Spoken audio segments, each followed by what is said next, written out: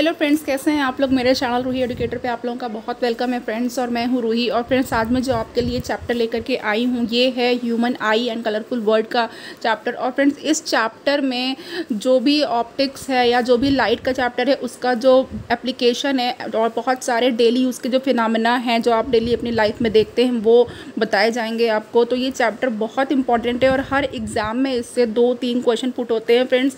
और आपको पता है कि जनरल अवेयरनेस में, जनरल साइंस में भी साइंस के क्वेश्चन पूछे जाते हैं तो उसमें भी ये आता है। प्लस आपका जो नेचुरल साइंस है या किसी भी एग्ज़ाम में आप साइंस को उठा करके देख लीजिए तो उसमें ऑप्टिक्स से या तो फिर लाइट के चैप्टर से क्वेश्चंस आते ज़रूर है।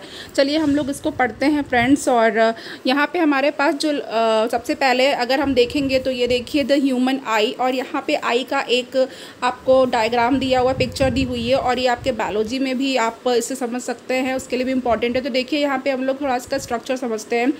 सबसे पहले यहाँ पर अगर मैं बात करूँगी तो ये लेंस की बात करूँगी। ओके, ये देखिए जो लेंस होता है, हमारी जो आई होती है उसमें एक लेंस होता है। और ये लेंस समझ लीजिए कि ये क्रिस्टलाइन स्ट्रक्चर होता है, ट्रांसपेरेंट क्रिस्टलाइन स्ट्रक्चर होता है ये लेंस। ओके, अब देखिए होता क्या है।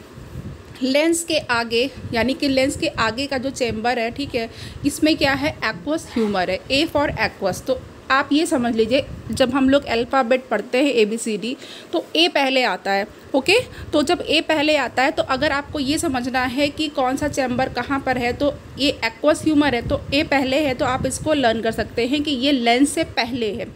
देन उसके बाद फिर आप ये देख रहे हैं कि प्यूपिल है।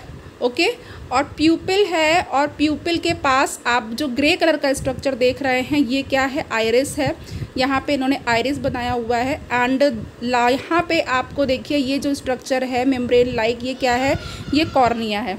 ओके, ये बात इतनी हो गई। नाउ अब यहाँ पे जो लेंस है, लेंस को अगर आप देखें तो एडजस्ट करने के लिए या तो फिर जो है इसको आप ये समझ सकते हैं कि होल्ड किया हुआ है तो कौन सी मसल्स ने, सिलियरी मसल्स हैं। ओके, तो ये जो येलो कलर का स्ट्रक्चर दिख रहा है आपको क्या है, ये सिलियरी मसल्स है। और उसके बाद ये पीछे की तरफ अगर हम बात करें तो ये रेटिना है, जो हल्की सी जो पिंक लाइन सी बनी हुई है ये रेटिना है। एंड देन यहाँ पे जो नर्व है जिसको हम, जो कि ये ऑप्टिक नर्व होती है और ये क्या करती है, ये हमारे ब्रेन में ये जो है लाइट के लिए मैसेज भेजती है। ओके, नाउ अब यहाँ पे जो विट्रस ह्यूमर है तो 2 तरीके के ह्यूमर हैं, एक एक्वस ह्यूमर है और एक विट्रस ह्यूमर है। तो आगे वाला एक्वस है और जो पीछे वाला ज़्यादा अमाउंट में है वो क्या है, विट्रस है। तो इस तरीके से आपने ये स्ट्रक्चर देखा और अब हम इसके बारे में बात करेंगे फ्रेंड्स, अच्छे से समझ लीजिए, ठीक है। तो यहाँ पे देखिए जो ह्यूमन आई होती है वो बहुत ही ज़्यादा सेंसिटिव ऑर्गन होता है और ये एक सेंस ऑर्गन है, वी ऑल नो दैट, हम सभी जानते हैं। और यहाँ पर अगर हम बात करें तो यहाँ पे देखिए जो ह्यूमन आई होती है वो कैमरे की तरह होती है। लाइक आप लोग बहुत पहले भी जो कैमरा आता था वो भी देखा आपने, और जो अब नाउ डेज़ जो आजकल कैमराज आ रहे हैं वो भी, प्लस मोबाइल में जो कैमरे होते हैं। तो ये जो होता क्या है, इसमें जो लेंस सिस्टम होता है वो एक इमेज फॉर्म करता है और ये जो है एक स्क्रीन होती है जिसको हम लोग कहते हैं रेटिना, उस पर इमेज फॉर्म करता है। जो लेंस है फ्रेंड वो ट्रांसपेरेंट है। जब लाइट आती है और हमारी आइज़ के अंदर जाती है तो सबसे पहले लेंस से हो करके देन वो इमेज कहाँ पे फॉर्म होती है, रेटिना पे फॉर्म होती है। ओके, तो इस तरीके से रेटिना पे जो है एक इमेज बनती है। अब देखिए लाइट जो है, light इंटर्स the I through the thin membrane called cornea. अब लाइट हमारी आई में इंटर कहाँ से होती है, एक थिन मेम्ब्रेन जो कॉर्निया होती है उसके थ्रू हमारी आँखों में अंदर जाती है या इंटर करती है। ओके, अब यहाँ पे देख लीजिए ये क्या है, अब it forms the transparent bulge on the front surface of the eye ball. और ये जो यहाँ पे आपको दे रखा है, अब यहाँ पे ये बताया जा रहा है कि ये एक ट्रांसपेरेंट सा बल्ज, बल्ज मतलब निकला हुआ उभार टाइप का, ये जो है बल्ज बनाती है आई बॉल के सरफेस के आगे। नाउ यहाँ पे देखिए जो मोस्ट ऑफ द रिफ्रैक्शन है for the light rays entering the eye occurs at the outer surface of the cornea. तो यहाँ पे ये बताया जा रहा है कि जो ज़्यादातर रिफ्रैक्शन होता है लाइट रेज के लिए वो कहाँ पे होता है, वो कॉर्निया के आउटर सरफेस पे होता है। ओके, तो अब यहाँ पे नेक्स्ट हम लोग देख लेते हैं जो क्रिस्टलाइन लेंस होता है वो क्या करता है, वो बहुत ही फाइन एडजस्टमेंट प्रोवाइड करता है। और किसको एडजस्ट करता है? वो फोकल लेंथ को एडजस्ट करता है। किस लिए एडजस्ट करता है? किसी भी ऑब्जेक्ट को फोकस करने के लिए। क्यों फोकस करने की ज़रूरत पड़ती है? क्योंकि जो डिस्टेंसेस होती हैं ऑब्जेक्ट्स की वो अलग अलग होती हैं रेटिना पे। कोई ऑब्जेक्ट हमारे आई के पास होता है, कोई दूर होता है, तो जो पास होता है उसकी इमेज अलग बनती है, जो दूर होता है उसकी इमेज अलग बनती है। तो अब यहाँ पे देखिए, नेक्स्ट देख लेते हैं। अब एक स्ट्रक्चर होता है जो आइरिस बताया था। आइरिस कहाँ पर है? आइरिस कॉर्निया के पीछे होता है। आइरिस कॉर्निया के पीछे होता है। आइरिस कैसा स्ट्रक्चर है? ये मस्कुलर डायाफ्राम है। ओके, ये डार्क मस्कुलर डायाफ्राम है। आइरिस का क्या वर्क है? ये प्यूपिल के साइज़ को कंट्रोल करता है। प्यूपिल, पुतलियों के साइज़ को, ठीक है। कभी देखा है कि प्यूपिल छोटी हो जाती है गोल सी, और कभी प्यूपिल डायलेट हो जाती है या बढ़ जाती है। ओके, जब हमारी आइज़ में बहुत ही तेज़ लाइट जाती है या हम लोग धूप में जाते हैं तो हमारी प्यूपिल बहुत छोटी हो जाती है। लेकिन तब जब हम लोग नॉर्मल जो है लाइट में आते हैं या फिर जो है थोड़ा शेड में आते हैं तो हमारी प्यूपिल धीरे धीरे डायलेट करना स्टार्ट करती है।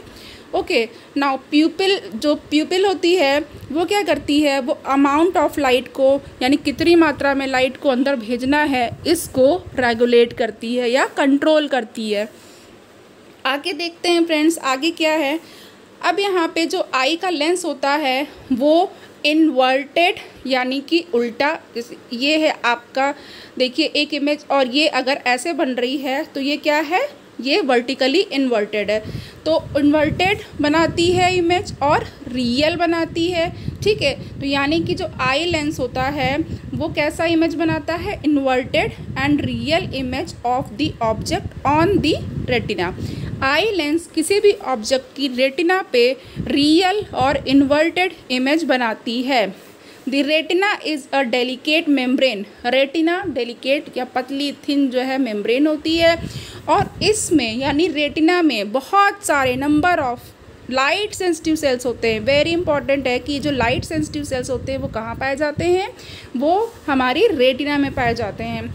नाउ लाइट सेंसिटिव सेल्स जो होती हैं ये इलेक्ट्रिकल सिग्नल्स मिलने पर ये क्या करती हैं? ये एक्टिवेटेड हो जाती हैं जब भी कोई इल्यूमिनेशन मिलता है। ओके, जब भी कोई लाइट या इल्यूमिनेशन मिलता है ये एक्टिवेट हो जाती हैं और इलेक्ट्रिकल सिग्नल्स को जनरेट करती हैं। ओके, और ये इलेक्ट्रिकल सिग्नल को जनरेट करती हैं, पैदा करती हैं। ये सिग्नल हमारे ब्रेन में भेजे जाते हैं और ये सिग्नल ब्रेन में ऑप्टिक नर्व से भेजे जाते हैं। ओके, जो ऊपर हमने अभी पिक्चर में देखा एक ऑप्टिक नर्व थी, तो वहाँ पे ऑप्टिक नर्व जहाँ पे लिखा हुआ था वहीं से ऑप्टिक नर्व जाती हैं। तो ये जो सिग्नल होते हैं ये हमारे ब्रेन में ऑप्टिक नर्व द्वारा भेजे जाते हैं, और जो ब्रेन होता है उसको इंटरप्रेट करता है, उसको पढ़ता है, उसकी व्याख्या करता है, उसको समझता है, और ये क्या करता है? फाइनली प्रोसेसिंग करता है इंफॉर्मेशन की, जिससे कि हम लोग ऑब्जेक्ट्स को समझ पाते हैं, देख पाते हैं कि वो एक्चुअल में क्या है। ओके, तो इनडायरेक्टली होता क्या है कि ये जो ऑप्टिक नर्व है ये सिग्नल भेजती हैं और जो ब्रेन होता है वही सारा काम करता है। अब आगे देखते हैं फ्रेंड्स, आगे जो है हमारे पास क्या इन्फॉर्मेशन दी हुई है। देखिए यहाँ पे है कि कोई भी जो, जैसे कि अगर हमारे पास विजुअल सिस्टम है कोई, ओके, तो जब भी उसमें कोई अगर लॉस होता है तो क्या होता है? उसके फंक्शन पे असर पड़ता है।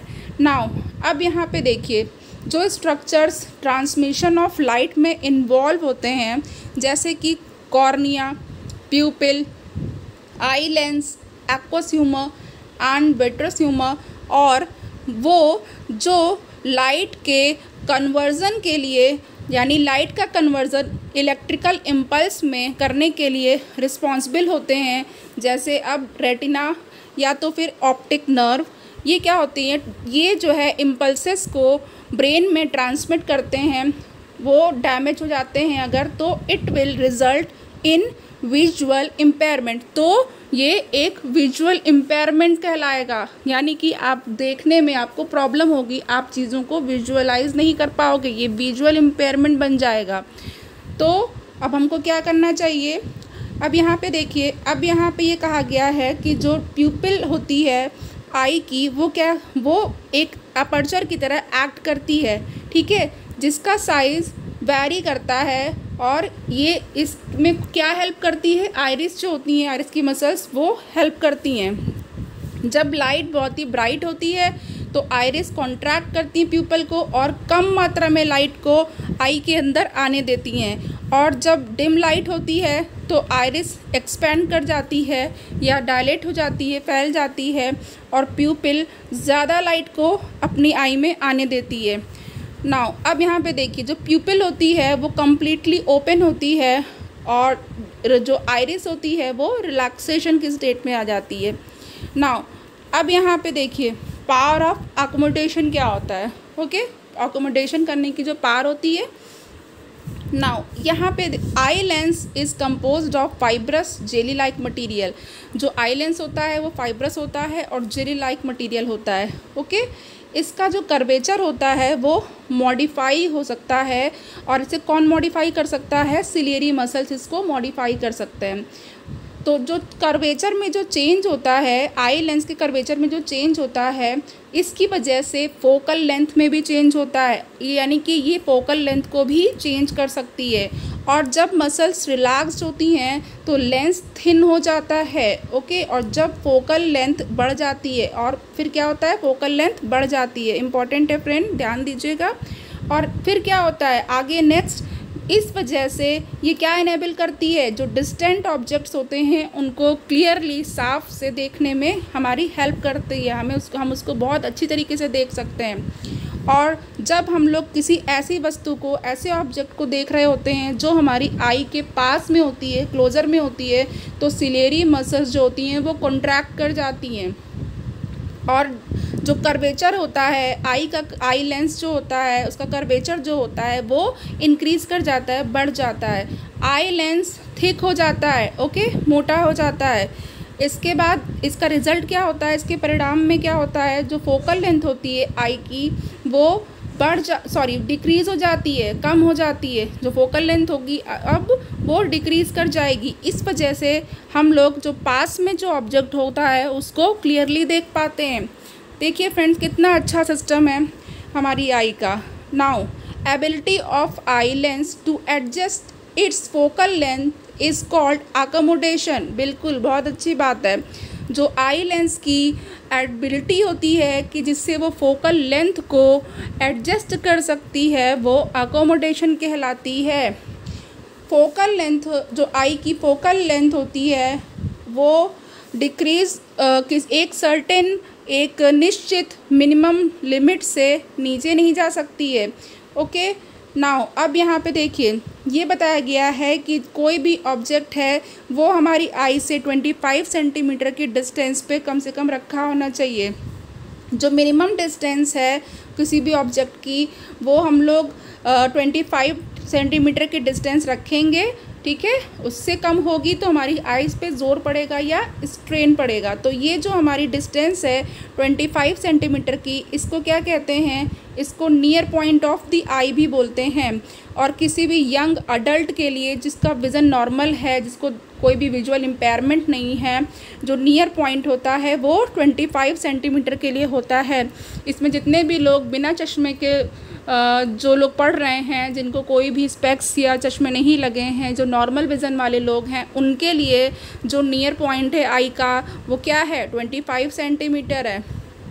नाउ अब यहाँ पे देखिए, जो आई है वो जो फारदेस्ट पॉइंट होता है आई का वो क्या होता है, जो फारदेस्ट पॉइंट होता है आई का वो जो है फार पॉइंट जो कहलाता है, ये नॉर्मल आई के लिए इन्फिनिटी होता है। अनंत तक देख सकते हैं, जितनी भी दूरी चाहे उतना देख सकते हैं, अनंत तक, आकाश तक हम लोग देख सकते हैं, अनंत तक देख सकते हैं। तो अब यहाँ पे जो नॉर्मल आई है वो 25 सेंटीमीटर से लेके इन्फिनिटी तक जो ऑब्जेक्ट है उसको क्लियरली देख सकती है। Very important. The crystalline lens of people at old age becomes milky and cloudy। अब जो लेंस होता है वो कैसा हो जाता है, मिल्की और क्लाउडी, वाइट सा हो जाता है, डेंस सा होने लगता है। इसको क्या कहते हैं, इस कंडीशन को कैटरैक्ट कहते हैं। और ज़्यादातर ओल्ड एज के लोगों में ये हो जाता है और इसकी वजह से पार्शियल या फिर कंप्लीट लॉस ऑफ विज़न हो जाता है, ठीक है। देखने में असुविधा होती है और दिखाई नहीं देता है, कुछ लोगों में कम दिखता है या कुछ लोगों को बिल्कुल नहीं दिखता है। तो ये विज़न है उसको जो स्टोर करना पॉसिबल होता है अगर कैटरेक्ट सर्जरी करा ली जाए। ओके, कैटरेक्ट सर्जरी से इसको देखना पॉसिबल हो सकता है। नाउ अब यहाँ पे देखिए क्या होगा। Now why do we have 2 eyes for vision and not just 1? हम लोगों के पास देखने के लिए 2 आँखें क्यों हैं, एक क्यों नहीं है? ओके, अब यहाँ पे देखते हैं जो ह्यूमन बीइंग होते हैं यानी कि हम लोग जो हैं उनमें horizontal field of view 150 degree है 1 आई से, और जब दोनों आई से देखते हैं तो 180 डिग्री तक देख सकते हैं। ओके, अगर सिर्फ 1 आई से देखेंगे तो 150 डिग्री तक घूम के देख सकते हैं, और अगर दोनों आई का यूज़ करेंगे तो 180 डिग्री तक देख सकते हैं किसी भी चीज़ को। तो यहाँ पे क्या होगा फ्रेंड, जो एनिमल्स होते हैं, ओके, जनरली जो प्रे एनिमल्स होते हैं उनकी जो दोनों आँखें जो होती हैं वो अपोजिट साइड्स में पोजीशन हो जाती हैं, और ये जितना ज़्यादा हो सकता है वाइडेस्ट पॉसिबल फील्ड व्यू वो देख सकते हैं। ये जो है प्रे एनिमल्स जो शिकारी होते हैं उनके बारे में बात की जा रही है। लेकिन जो हमारी आँखें हैं, but our 2 eyes are positioned on the front of our head, लेकिन जो हमारी आँखें हैं वो हमारे हेड के बिल्कुल सामने हैं यानी कि फ्रंट पे हैं, और इसलिए ये हमारा जो फील्ड व्यू है वो रिड्यूस हो जाता है, और इसको क्या कहते हैं, what is called stereopsis. Very important, इसको क्या बोलते हैं, स्टीरियोप्सिस बोलते हैं। फ्रेंड्स सब कुछ नोट करते जाइएगा, इम्पॉर्टेंट है सब कुछ। ओके, नाउ जो हमारा ब्रेन है वो क्या करता है, 2 इमेजेस को कंबाइन कर लेता है, 1 बना देता है, using the extra information to tell us how close or far away things are. Now अब हम लोग आइज़ के डिफेक्ट की बात कर लेते हैं, defect of vision and their correction, उनका करेक्शन कैसे करते हैं। अक्सर एग्ज़ाम में क्वेश्चंस आते रहते हैं, इसलिए सब इम्पॉर्टेंट है फ्रेंड, अच्छे से पूरा चैप्टर देखिएगा, पढ़िएगा। Now vision becomes blurred due to the refractive defects of the eye. Okay, हमारा जो विज़न है वो ब्लर्ड यानी धुंधला कैसे हो जाता है, ये रिफ्रैक्टिव डिफेक्ट्स कहलाते हैं उनकी वजह से। अब यहाँ पे 3 कॉमन रिफ्रैक्टिव डिफेक्ट्स हैं। ओके, 3 कॉमन रिफ्रैक्टिव डिफेक्ट्स हैं, जिसमें कि पहला क्या है, मायोपिया या नियर साइटेडनेस होती है, दूसरा है हाइपरमेट्रोपिया और फॉर साइटेडनेस, एंड थर्ड है प्रेस बायोपिया। ऊपर कैटरेक्ट की बात हम लोगों ने की है और वो मोतियाबिंद है, ठीक है। और these defects can be corrected by the use of suitable spherical lenses का यूज़ करके इनको सही किया जा सकता है। मायोपिया में क्या होगा, myopia is also known as near sightedness. A person with myopia can see nearly objects clearly but can not see distant objects distinctly. यानी कि जो नियर साइटेडनेस है उसमें नियर का तो दिखाई देगा लेकिन फार का नहीं दिखाई देगा, यानी कि जो डिफेक्ट है वो दिखाई देगा, जो डिफेक्ट जो है और जो नहीं है वो नहीं दिखाई देगा। जैसे नियर साइटेडनेस में आप इस तरीके से याद कर लीजिए, आपको पास की चीज़ दिखाई देगी लेकिन दूर की चीज़ नहीं दिखाई देगी। फार साइटेडनेस में फार की दिखाई देगी, दूर की दिखाई देगी लेकिन पास की नहीं दिखाई देगी। अब यहाँ पे होगा क्या, यहाँ पे जो इसका ये जो पर्सन होता है इस डिफेक्ट में, उसका जो फार पॉइंट होता है वो इन्फिनिटी से पास आ जाता है। ओके, इन्फिनिटी नहीं रहता है, उससे पास आ जाता है। तो अब होता क्या है, जो पर्सन है वो बस कुछ ही मीटर्स तक ही कुछ ही मीटर की डिस्टेंस तक ही देख पाते हैं क्लियरली। ओके, तो जो मायोपिक आई में जो इमेज होती है डिस्टेंट ऑब्जेक्ट्स की, दूर के ऑब्जेक्ट्स की, वो रेटिना के सामने जो है वो बनती है, एंड नॉट रेटिना से पहले ही बन जाती है लेकिन रेटिना पर नहीं बनती है। तो अब डिफेक्ट होता है, तो ये जो डिफेक्ट होता है वो किस वजह से हो सकता है, ये एग्ज़ाम में क्वेश्चन आ चुका है फ्रेंड। ओके, नाउ ऑप्शन है हमारे जो यहाँ पे पॉइंट दे रखा है वो क्या है कि excessive curvature of the eye lens का जो कर्वेचर है वो बहुत ज़्यादा एक्सेसिव हो गया है, बढ़ गया हो। नाउ अब यहाँ पे दूसरा पॉइंट है elongation of the I balls के इलॉन्गेशन हो गए हैं, लंबे हो गए, बड़े हो गए। अब इस डिफेक्ट को करेक्ट करने के लिए कौन सा लेंस यूज़ करेंगे, कॉनकेव लेंस यूज़ करेंगे फ्रेंड। ओके, कॉन्वेक्स ऐसे होते हैं जिसमें दोनों तरफ आपको उभरा हुआ दिखाई देगा, कॉनकेव ऐसा बनता है, देखिए ये कॉनकेव लेंस है तो जिसमें दबा हुआ होता है दोनों साइड से। अब यहाँ पे जो कॉनकेव लेंस है सूटेबल पावर का वो यूज़ करेंगे, जिससे कि जो इमेज होगी वो रेटिना पे बनने लगेगी और डिफेक्ट जो है वो करेक्ट हो जाएगा। अब यहाँ पे इससे रिलेटेड पिक्चर देख लेते हैं फ्रेंड। यहाँ पे देखिए जो दिया हुआ है यहाँ पे फिगर, ये जो फार पॉइंट है मायोपिक आई के लिए। ओके, यहाँ पे जो फार पॉइंट है वो कहाँ पर है, वो इन्फिनिटी पर है। लेकिन अब होता क्या है, जो मायोपिक आई है वो क्या करती, उसमें जो है इन्फिनिटी से फार पॉइंट और पहले आ जाता है। ओके, तो जब इन्फिनिटी से पहले आ जाता है तो फिर प्रॉब्लम होती है। तो यहाँ पे अब देखिए, जब लेंस यहाँ पे हमने कॉनकेव लेंस यूज़ कर लिया तो इसने क्या किया, और यहाँ पे देखिए एक ये भी है कि जो इमेज है वो रेटिना पे ना बन करके यहाँ पे बन रही है। देन अब जब कॉनकेव लेंस यूज़ करेंगे तो यहाँ पे देख लीजिए फार पॉइंट, और यहाँ पे देख लीजिए जो इमेज है वो सीधे कहाँ पे बनेगी, रेटिना पर बनेगी। तो अब ये करेक्शन हो गया। हाइपरमेट्रोपिया देख लेते हैं। हाइपरमेट्रोपिया में क्या होगा, यहाँ पे देखिए सबसे पहले हाइपरमेट्रोपिया को फार साइटेडनेस भी कहते हैं, और इसमें जिस पर्सन को हाइपरमेट्रोपिया होता है वो दूर की जो चीज़ें होती हैं उनको तो देख सकते हैं क्लियरली, लेकिन जो पास की चीज़ें होती हैं वो उसको क्लियरली नहीं देख सकते हैं।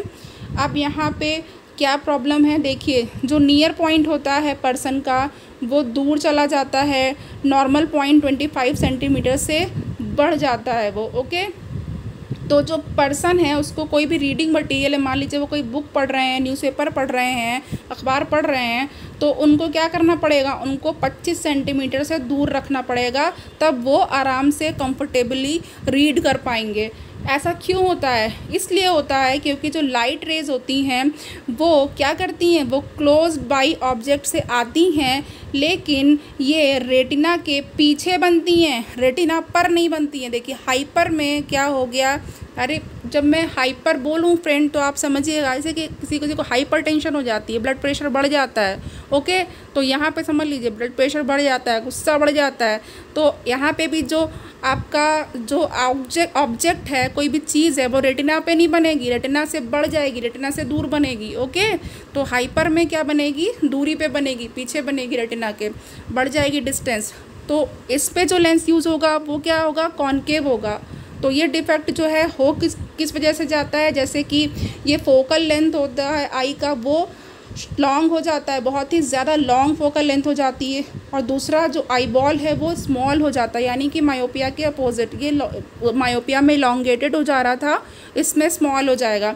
और इस डिफेक्ट को करेक्ट करने के लिए कॉन्वेक्स लेंस का यूज़ करते हैं, जिसमें जो है जो अप्रोप्रिएट पावर हो, जो सही हो, सूटेबल हो। और जो आई ग्लासेस होते हैं वो क्या करते हैं, कन्वर्जिंग लेंस होते हैं उसमें, और ये एडिशनल फोकसिंग कर देते हैं और फिर रेटिना पर इमेज बन जाती है। नाउ अब यहाँ पर देख लीजिए, यहाँ पे क्या हो गया, यहाँ पे जो ऑब्जेक्ट है, ठीक है, अब यहाँ पे हाइपरमेट्रोपिक आई में देखिए पहले नॉर्मल में ऐसे था, देन अब यहाँ पे जब हाइपरमेट्रोपिक हो गया है तो क्या है, ये रेटिना से आगे बढ़ के बन गई है कोई भी इमेज है, तो इसको वापस रेटिना पे इस पॉइंट पे लाना है। तो जब हमने करेक्शन कर दिया, हाइपरमेट्रोपिक आई को करेक्शन कर दिया, कैसे करेक्शन किया, यहाँ पे कॉन्वेक्स लेंस लगा के करेक्ट कर दिया, तो फिर से ये जो इमेज है वो कहाँ बन रही है, ये इमेज जो है ये रेटिना पे बन रही है, और लेंस लगाने से ये इसका फोकस, ये जो आपकी जो रेज हैं वो सीधे रेटिना पर फोकस कर रही हैं इसको। ओके, नाउ अब यहाँ पे आपको ये क्लियर हो गया होगा होपफुली। तो यहाँ पे देखिए प्रेस बायोपिया, प्रेस बायोपिया में देख लेते हैं क्या होगा। प्रेस बायोपिया जो है ये है power of accommodation of the I usually decreases with ageing. जो अकोमोडेशन की पावर है आई की, यानी कि जो फोकल लेंथ चेंज कर सकता है लेंस, ठीक है, तो ये जो पावर होती है, क्षमता होती है, ये एज के साथ, उम्र के साथ, बुढ़ापे के साथ ये क्या होती है, ये कम होती जाती है। तो जो नियर पॉइंट होता है, ठीक है, वो क्या होता है, वो धीरे धीरे रिसीड्स अवे, दूर होता जाता है। नाउ अब यहाँ पे देखिए, तो फिर जो उनको ऑब्जेक्ट्स होते हैं वो कंफर्टेबली वो लोग नहीं देख सकते हैं जब तक कि उनको आई ग्लासेस या फिर चश्मा ना लगे करेक्टिव, तो अब ये जो डिफेक्ट होता है ये प्रेस बायोपिया कहलाता है। क्यों होता है ये जो है होता है gradual weakening of the ciliary muscles. Very important है, जो प्रेस बायोपिया होता है वो सिलियरी मसल्स की वीकनिंग की वजह से होता है। अब आपको सिलियरी मसल्स वाला जो पिक्चर है वो याद होगा ना, लेंस में ऐसे था और यहाँ पे सिलियरी मसल्स था, ठीक है, तो ये आपको याद होगा। चलिए, तो अब यहाँ पे देखिए फिर क्या होता है, ये जो है सिलियरी मसल्स में जो ग्रेजुअल वीकनिंग होती है इसकी वजह से होता है, और जो आई लेंस होता है उसका फ्लेक्सिबिलिटी कम हो जाता है, ओके, डिमिनिश हो जाती है। अब जो मायोपिया और हाइपरमेट्रोपिया दोनों ही हो जाती है, ठीक है, दोनों ही कंडीशन अराइज हो जाती हैं पर्सन में, यानी कि उसको जो है फार साइटेडनेस और नियर साइटेडनेस, निकट दृष्टि दोष और जो आपका दूर दृष्टि दोष है वो दोनों हो जाता है। तो अब जब दोनों हैं तो कोई ऐसा लेंस या ऐसे ग्लासेस यूज़ करने पड़ेंगे जिसमें कि जो कॉनकेव और कॉन्वेक्स दोनों हो। तो जब दो फोकल लेंथ होगी तो उसको क्या बोलेंगे, बाई फोकल, ठीक है, तो बाई फोकल लेंसेज यूज़ करने पड़ते हैं उसको। और जो कॉमन टाइप का बाई फोकल लेंस होता है उसमें कॉनकेव और कॉन्वेक्स लेंस दोनों होता है। जो अपर पोर्शन होता है वो उसमें कॉनकेव लेंस होता है, और ये क्या करता है, दूर की चीज़ों को देखने, क्योंकि दूर की चीज़ आप जब भी किसी दूर की चीज़ को देखते हैं तो आपको थोड़ा सा आंखें उठा करके ऐसे ऊपर करके देखना पड़ता है, इसीलिए ऊपर की तरफ कौन सा लगाया जाता है, इसीलिए ऊपर की तरफ कॉनकेव लगाया जाता है, ओके, जो कि फार साइडेड, जो कि आपका मायोपिया के लिए होता है। और नीचे जब रीडिंग करनी होती है तो पास में लाके कोई चीज़ हम लोग रीडिंग करते हैं, पढ़ते हैं, तो उसके लिए कौन सा लगेगा, आपका जो है द लोअर पार्ट ऑफ जो होगा वो कॉन्वेक्स होगा, ओके, अपर पार्ट वाला कॉनकेव होगा जो मायोपिक के लिए होगा, और लोअर वाला हाइपरमेट्रोपिया के लिए होगा। Now it facilitates near vision. तो अब यहाँ पे देखिए ये जो है रिफ्रैक्टिव डिफेक्ट्स हैं वो अब क्या है, बहुत सारे लोगों की सर्जरी भी हो जाती है, सर्जरी से ये लोग परमानेंट जो है सही करवा लेते हैं और चश्मा नहीं लगाते हैं, ओके, तो चश्मे को रिमूव किया जा सकता है, ग्लासेस को आप हटवा भी सकते हैं, बट ये सर्जरी वाली बात हो जाएगी और थोड़ा एक्सपेंसेस भी ज़्यादा होते हैं उसके, और बहुत केयर करनी पड़ती है ऐसी आइज़ की जिसमें सर्जरी होती है। तो इसलिए अपनी अपनी चॉइस है, बट मैं तो यही कहूँगी कि आप लोग लेंसेज या ग्लासेस यूज़ करिए, आजकल तो सभी लगाते हैं, प्रॉब्लम की कोई बात नहीं है। चलिए नेक्स्ट यहाँ पर है, यहाँ पे दे रखा है, यहाँ पे आई डोनेशन के बारे में बताया हुआ है फ्रेंड। तो कि बहुत सारे लोग हैं जो ब्लाइंड हैं, तो क्या करना चाहिए उनको, हम लोग आई डोनेट कर सकते हैं। तो अब देखिए, लेकिन आई डोनेट करने के लिए बहुत सारी चीज़ें, बहुत सारी कंडीशंस होती हैं कि पर्सन जो बिल्कुल नॉर्मल आई का हो, डायबिटिक ना हो, और आई डोनेट कर सकता हो। अब यहाँ पे जो इम्पॉर्टेंट है जो आपको देखना है वो ये देखना है कि जो आइज़ होती हैं वो पर्सन जो डोनर होती है उसकी आइज़ को 4 to 6 आवर के अंदर जो है डेथ के 4 to 6 आवर्स के अंदर रिमूव कर लेनी चाहिए, ओके, और नियरेस्ट आई बैंक को बता देना चाहिए। यहाँ पे फ्रेंड देखिए जो रिमूवल होता है वो सिर्फ 10 से 15 मिनट में हो जाता है। एंड यहाँ पे देखिए बहुत से लोग हैं जो इन्फेक्टेड होते हैं अलग अलग बीमारियों से, एड्स है, हेपेटाइटिस बी, सी, रेबीज़ है, एक्यूट ल्यूकीमिया, टिटनेस, ये सब हो जाती हैं, तो ये लोग डोनेट नहीं कर सकते हैं, ओके। तो चलिए अब यहाँ पे देखते हैं, जो कभी कभी ये पूछा जाता है कि क्या रिप्लेसमेंट होता है या क्या डोनेशन होता है, तो क्या होगा यहाँ पे 4 कॉर्नियल ब्लाइंड पीपल। अब यहाँ पे देखिए कॉर्निया वो होती है, ओके। नेक्स्ट हमारे पास है refraction of light through a prism. अब हमारे पास प्रिज्म आ गया है, तो प्रिज्म के बारे में पढ़ेंगे, और आगे यहाँ पे देख लीजिए फ्रेंड क्या क्या चीज़ें हैं। प्रिज्म है, फिर dispersion of white light by a glass prism है, ओके। देन यहाँ पे आपके पास एटमॉस्फेरिक रिफ्रैक्शन है, इसमें बहुत सारे अच्छे अच्छे एग्जाम्पल्स एंड फिनोमिना हैं, ये चीज़ें हैं। एंड यहाँ पे उसके बाद चैप्टर ख़त्म हो जाएगा, फिनिश हो जाएगा। तो फ्रेंड यहाँ पे मैं जो है आज यहीं पे एंड कर रही हूँ, और जो हम लोग refraction of light through prism पढ़ेंगे वो नेक्स्ट चैप्टर में पढ़ेंगे फ्रेंड। और ये आई वाला आपको बता ही चुके हैं सब कुछ, इसमें कॉर्नियल ट्रांसप्लांट डोनर वाला ये भी जस्ट हो चुका है। एंड ये जो पोर्शन है ये हम लोग नेक्स्ट चैप्टर जब नेक्स्ट लेक्चर लेंगे ख़त्म हो जाएगा, फिनिश हो जाएगा।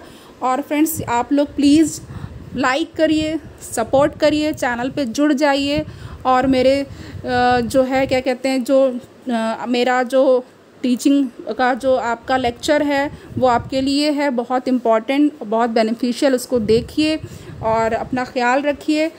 Thank you so much.